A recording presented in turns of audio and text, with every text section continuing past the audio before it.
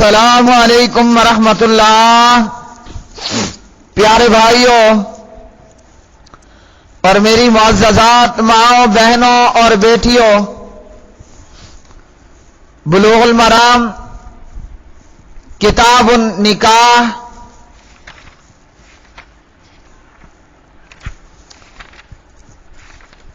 باب الطلاق، طلاق کا بیان، سبق نمبر ہے 233 بسم اللہ الرحمن الرحیم۔ عن عبد اللہ بن عباس رضی اللہ تعالی عنہما قال اذا حرم امرأته ليس بشيء وقال لقد كان لكم في رسول الله اسوة حسنة رواہ البخاری ولمسلم اذا حرم الرجل عليه امرأته فهو يمين يكفرها۔ ابن عباس رضی اللہ تعالی عنہ راوی ہیں۔ جناب ابن عباس فرماتے ہیں کہ جب خاوند اپنی بیوی کو حرام قرار دے تو یہ کوئی چیز نہیں، اور فرمایا یقیناً تمہارے لیے رسول اللہ صلی اللہ علیہ وسلم کی ذات میں بہترین نمونہ ہے۔ اور مسلم میں ہے کہ جب مرد خاوند اپنے اوپر اپنی بیوی کو حرام قرار دے لے، جب مرد نے اپنے اوپر اپنی بیوی کو حرام قرار دے لیا تو وہ قسم شمار ہوگی اور اس کا کفارہ ادا کرنا پڑے گا۔ تو پیارے بھائیو، اس حدیث سے یہ معلوم ہوا کہ حرام قرار دینے سے بیوی خاوند پر حرام نہیں ہو جاتی اور نہ یہ طلاق شمار ہوتی ہے، اور اس کا یہ بھی مطلب نہیں کہ اس تحریم کا بالکل کوئی حکم نہیں۔ ابن عباس نے سورہ احزاب کی آیت پڑھی اور اس سے یہ استدلال مقصود تھا کہ نبی علیہ الصلوۃ والسلام نے اس پر قسم کا کفارہ ادا کیا تھا، اس لیے کفارہ ادا کرنا ہوگا۔ تو اس حدیث میں مرد کے اپنی بیوی کو اپنے اوپر حرام کرنے کو کچھ بھی نہیں سے ذکر کیا گیا۔ مطلب یہ ہے کہ نہ یہ رجی طلاق ہے، نہ بائن ہے، نہ یہ زہار ہے، بلکہ یہ قسم ہے اور اس کا کفارہ دیا جائے گا۔ اور کفارہ 10 بندوں کا کھانا یا کپڑا یا غلام آزاد کرنا یا پھر 3 روزے رکھنا۔ اگلی حدیث ان عائشہ رضی اللہ تعالی عنہا ان ابنۃ الجون لما ادخلت علی رسول اللہ صلی اللہ علیہ وسلم ودنا منها قالت اعوذ باللہ منک فقال لقد عزت بعظیم الحقی باہلک رواہ البخاری۔ سید عائشہ رضی اللہ تعالی عنہ راویہ ہیں، روایت کرتی ہیں کہ جون کی بیٹی کو جب نبی علیہ السلام کے نکاح کے بعد پیارے نبی علیہ السلام کی خلوت گاہ میں بھیجا گیا، پیارے نبی اس عورت کے قریب ہوئے تو یہ کہنے لگی کہ میں آپ سے اللہ کی پناہ چاہتی ہوں۔ آپ نے فرمایا تو نے بڑی عظیم ذات کی پناہ طلب کی، چنانچہ تو اپنے گھر والوں کے پاس چلی جا۔ اور پیارے بھائیو، یہ حدیث پہلے گزر چکی ہے، اس سے یہ معلوم ہوا کہ کنائے کے الفاظ میں بھی طلاق ہو جاتی ہے، یعنی تو اپنے گھر والوں کے پاس چلی جا، اس سے مراد طلاق دینا تھا۔ تو طلاق کے لیے اگر کوئی واضح لفظ استعمال کرے کہ میں نے تجھے طلاق دی تو اس صورت میں بھی طلاق ہو جائے گی، اور اگر اشارہ کنایے سے کہے جیسے پیغمبر نے کہا اپنے گھر والوں کے پاس چلی جا، طلاق کی نیت سے جو بھی الفاظ کہے گا، دفع ہو جا، دور ہو جا، چلی جا، نکل جا، تو طلاق واقع ہو جائے گی اگر طلاق دینے کی نیت ہوئی۔ اور اگر الفاظ کچھ اور استعمال کیے، طلاق لفظ طلاق کی بجائے چلی جا، بھاگ جا، نکل جا، مگر مقصد طلاق دینا نہ ہوا تو پھر طلاق نہیں ہوگی۔ اگلی حدیث، عن جابر رضی اللہ تعالی عنہ قال قال رسول اللہ صلی اللہ علیہ وسلم لا طلاق الا بعد نکاح ولا عتق الا بعد ملک، رواہ ابو یعلا وصححہ الحاکم وهو معلول، واخرج ابن ماجہ عن المسور ابن مخرمہ مثلہ واسنادہ حسن لیکنہ معلول ایضا۔ جابر رضی اللہ عنہ راوی ہیں، فرماتے ہیں کہ پیارے نبی صلی اللہ علیہ وسلم نے فرمایا طلاق نکاح کے بعد ہی ہو سکتی ہے، طلاق نکاح کے بعد ہی ہو سکتی ہے اور آزادی ملکیت کے بعد ہی ممکن ہے۔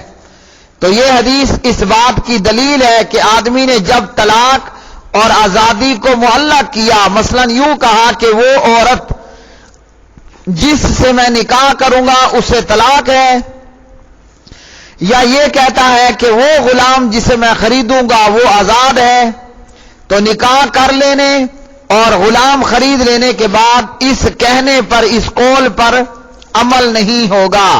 کیوں کہ نکاح کے بعد عورت پر طلاق واقع ہوتی ہے، خریدنے کے بعد آزاد کرنے نہ کرنے کا معاملہ ہوگا۔ یہ نہیں کہ پہلے نکاح ہوا نہیں اور پیشگی طلاق دے ڈالے تو نکاح ہوگا تو وہ طلاق ہو جائے گی، خریدے گا تو وہ آزاد ہو جائے گا۔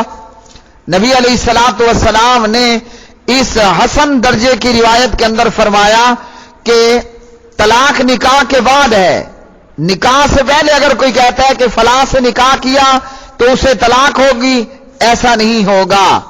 تو پہلے نکاح ہے، بعد میں طلاق دینا واقع ہوگا۔ اور حنفیوں نے کہا کہ نہیں، اس طرح سے طلاق واقع ہو جائے گی، تو ان کا یہ قول درست نہیں ہے۔ نبی علیہ السلام نے جب بات بتا دی کہ نکاح کے بعد طلاق ہے، آزادی ملکیت کے بعد آزادی ہے، پہلے نہیں ہے، یعنی اس قسم کی گفتگو کا، اقوال کا کوئی اعتبار نہیں۔ اگلی حدیث، عن عمرو بن شعیب عن ابیہ عن جدہ قال قال رسول اللہ صلی اللہ علیہ وسلم لا نظر لابن آدم فیما لا یملک ولا عتق له فیما لا یملک ولا طلاق له فیما لا یملک، اخرجہ ابو داود والترمذی وصححہ ونقل عن البخاری انہ اصح ما ورد فیہ۔ عمر بن شعیب اپنے باپ سے اور وہ اپنے دادا سے روایت کرتے ہیں، نبی علیہ الصلوۃ والسلام نے فرمایا اس چیز کی نظر درست نہیں جس کا انسان مالک نہیں، نہ انسان کی طرف سے اس غلام کی آزادی درست ہے جس کا وہ مالک نہیں، اور نہ اس کا اس عورت کو طلاق دینا صحیح ہے جو اس کی ملکیت میں نہیں، یعنی جس سے نکاح نہیں ہوا۔ جب نکاح نہیں ہوا تو طلاق نہیں ہے، جب نکاح ہوگا پھر طلاق ہونے نہ ہونے کا مسئلہ پیدا ہوگا۔ تو اس حدیث سے معلوم ہوا کہ انسان جس چیز کا مالک ہی نہیں اس میں مالکانہ اختیارات استعمال کرنا کوئی معنی نہیں رکھتا، اور یہ اختیار، ان اختیارات کا استعمال ناقابل تسلیم ہے۔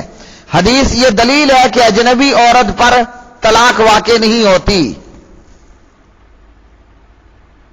اور اس کی مثال یوں دی گئی، ایک آدمی کسی دوسرے کی منکوحہ، دوسرے کی بیوی سے کہتا ہے کہ تو جو ہے وہ مطلقہ ہے، اور وہی شخص بعد ادا اسی عورت سے نکاح کر لیتا ہے، تو علماء کا اتفاق ہے کہ وہ عورت مطلقہ تصور نہیں ہوگی۔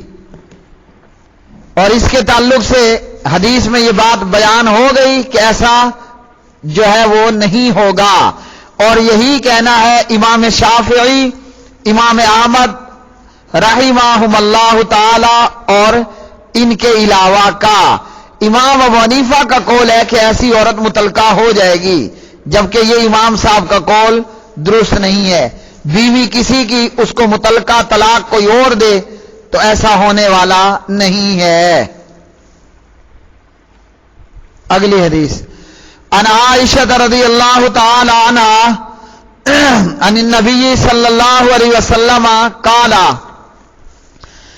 رفع القلم عن ثلاثة عن النائم حتى يستيقظ وعن الصغير حتى يكبر وعن المجنون حتى يعقل او يفيق، رواہ احمد والاربعۃ الا الترمذی وصححہ الحاکم واخرجہ ابن حبان۔ سیدہ عائشہ صدیقہ طیبہ طاہرہ رضی اللہ تعالی عنہ راویہ فرماتی ہیں نبی علیہ السلام نے فرمایا 3 بندوں سے قلم اٹھا لیا گیا، یعنی ایسے بندے اگر کوئی کام کریں تو ان پر گرفت پکڑ نہیں ہوگی۔ 3 بندوں سے قلم اٹھا لیا گیا ہے۔ ایک وہ شخص جو سویا ہوا ہے یہاں تک کہ وہ جاگ جائے، بچے سے یہاں تک کہ وہ بالغ ہو جائے، اور یاد رکھیے بالغ ہونے کی جو مدت ہے وہ یہ ہے کہ یا تو بچہ بچی 15 سال کا ہو جائے یا پھر اس کے زیر ناف بال اگ آئیں۔